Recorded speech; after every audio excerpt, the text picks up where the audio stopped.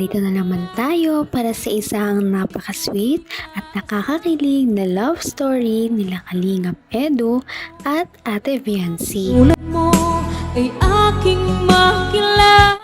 Sa pagpapatuloy ng ating love story ay nagkita si Kalingap Edu at si Viancy. Ngunit hindi ito ngayon sa bahay nila Viancy kundi sa tabing dagat na bumiyahe pa si Viancy mag-isa para lamang makarating. Pagdating nga ni Viancy ay talagang namangha si Kalingap Edu sa ganda ng dalaga. Sabi nga ni Kalingap Edu na bakit hindi daw siya hinintay ni Viancy. Sabi naman ni Viancy ay dahil kaya niya naman daw bumiyahe at para hindi na mahirapan si Kalingap Edu sa pagsundo sa kanya. Sabi naman ni Kalingap Edu ay sana hinantay siya ni Viancy para lamang nasundo siya dahil mahirap nga ang mag-commute at ganun pa daw ang kanyang suot. Dahil ang suot nga daw ni Viancy ay nakashort siya noong araw na yon. Baka daw kasi ay mabasto siya sa daan. Lang yun. Miss kita. Bilang halabting po. Ha? Hindi ka nga dito. Hindi, no? Miss kita. Bilang ikaw. Bilang si Viancy. Ikaw yan eh. Ikaw yan. Magsisimula naman po kayo. Napakaganda. Napakabait. Ganda po ng dagat. Ay, magsisimula naman po kayo. Okay naman pag-usapan yung mga ganun ah. Saka, bakit? Ayaw mo ba nun? Nahihirapan po ang pagsagot. Pag gano'n na pinag-uusapan naman. Nahirapan ka sagot. Gusto mo, taruhan kita? Oo. Ano po? Talaga namang kinilig ang mga viewers dahil nga pasweet ng pasweet si Kalingap Edu kay Viancy dahil sinabi niya kay Viancy na namiss niya daw talaga ang dalaga. Nahihiya pa nga si Viancy dahil baka niloloko lamang siya ni Kalingap Edu at binibiro sa pagsaming namiss siya. Sabi niya ay baka namiss lamang daw siya ni Kalingap Edu bilang isang ka-love team. Ngunit sabi naman ni Kalingap Edu na namiss niya daw talaga si Viancy bilang siya. Maya-maya ay dumating na ang Kalingap Boys at si Kalingap Rab, kaya naman lumipat na sila sa loob ng kubo. At ngayong araw nga na yon ay gagawa sila ng isang Q&A portion na siyang sasagutin ng tambalang Kalingap Edu at Viancy dahil para naman masagot ang mga questions ng mga manonood at para malinawan na rin kung ano ba talaga ang kanilang nararamdaman sa isa't isa. Totoo bang may crush ka kay Eds? Ay! Talaga niya. Ay, nabigla. Nabigla. Hindi na rin alam kung ano yung sasagot ko. Totoo ba? Kalamansi o sagot? Sagutin na yan! Sagutin na yan! Kalamansi? Kalamansi o sagot? Kalamansi po. Hala! Question Ano ba yan? kalaman. Siyain mo eh. Ganun ka. Ganun ka, Benzi. Ah,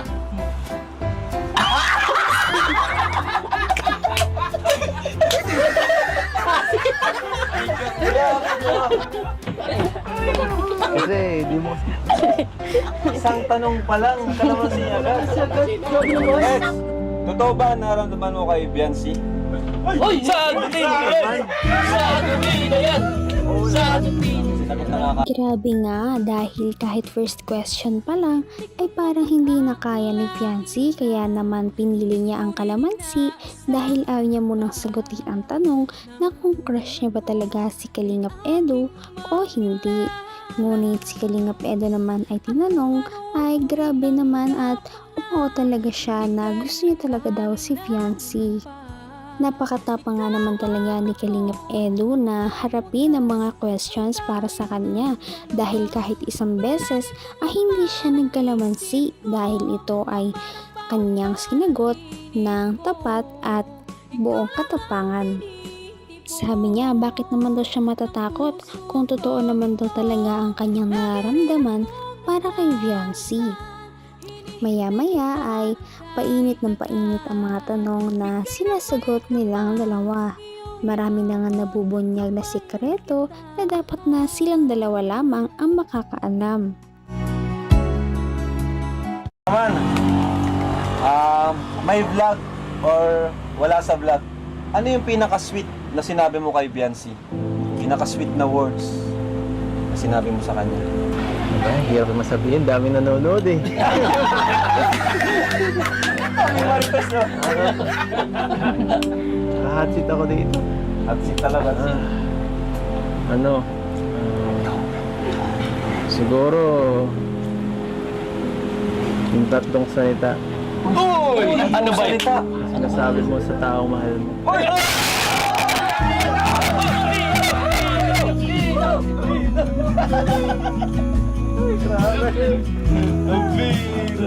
Parang ang dali lang kay Eds, ano? Biancy, pawis-pawis na. Masaya ka ba, Biancy, sa love team nyo? Sa EDSI? Masaya ka ba? Grabe at umamin na nga talaga si Kalingap Edo na nagsabi na siya ng magic word kay Viancy. Nagsabi na siya dito ng I love you. Ngunit hindi ito on cam, kaya naman siguro ay sinabi niya ito kapag sila lamang ang magkasama or kapag sila lang ang nagchat-chat. Ibig sabihin ba nito ay nag-uusap talaga sila kapag hindi sila nag-vlog? Talagang personalan na yata ang kanilang nararamdaman sa isa't isa.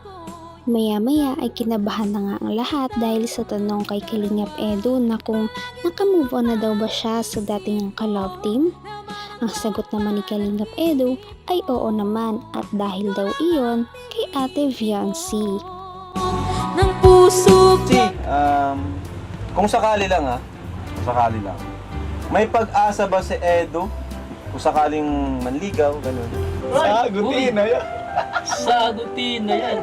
Sagutin na yan. Sagutin na yan. Tago niya na ito, tago niya.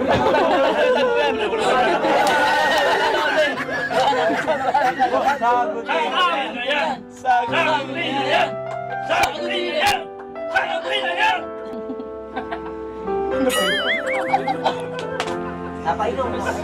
Nagbelo. Yes or no? Siguro po.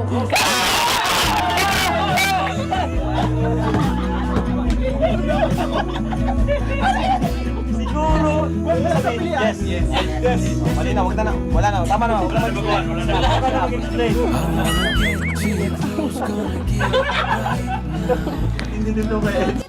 Yun umami na din si Viancy na kung manliligaw nga si Kalingap Edo sa kanya ay siguro may chance na daw talaga si Kalingap Edo na maging manliligaw niya at maging boyfriend niya sa hinaharap. Kaya naman kinilig talaga ang Kalingap boys na nandoon at todo cheers sa dalawang ito. Maya-maya pa ay natapos na ang Q&A portion kaya naman pupunta muna sila sa coffee shop para mag-unbox ng mga sponsors para kay Viancy na sandamakmak. Ngunit bago sila makarating doon ay sa biyahe ay nagduet muna ang dalawa sa napaka-sweet na song at nagkaroon ng kilig moments sa van. pa.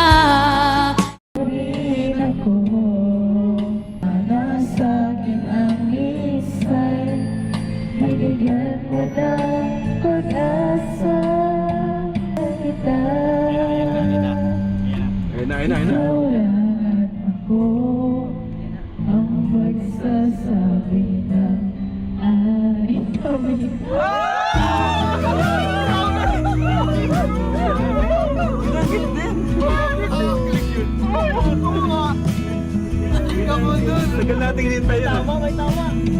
May tama siya, guys. Sa'kin ang misay, binigyan mo ng pag-asa, basta't mahal kita.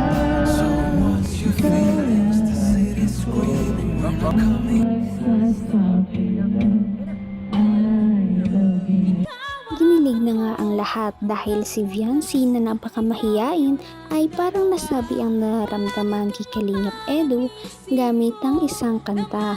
Dahil sa kanta na iyon ay may lines pala na I love you. Nakakakilig pa nga dahil habang kinakanta ni Viancy iyon ay parang inaalay niya talaga kay Kalingap Edu ang mga katagang iyon dahil nakatitig siya kay Kalingap Edu habang kumakanta. Grabe nga ang chemistry nilang dalawa dahil nagduet pa talaga sila sa pagkanta. At pagkatapos nito ay nakarating na nga sila doon sa kanilang pupuntahan. Talaga namang napakarami nilang kilig moments at marami pa tayong aabangan sa kanilang tambalan. Ngayon'y Kaya naman sana ipatuloy natin silang suportahan at mahalin si Viancy, si Kalingap Edu at ang Kalingap team. Yun lamang at maraming salamat sa panonood. Abangan natin kung magkakatuluyan ba talaga si Kalingap Edu at Viancy. Hanggang sa muli. Bye! ngayon'y abot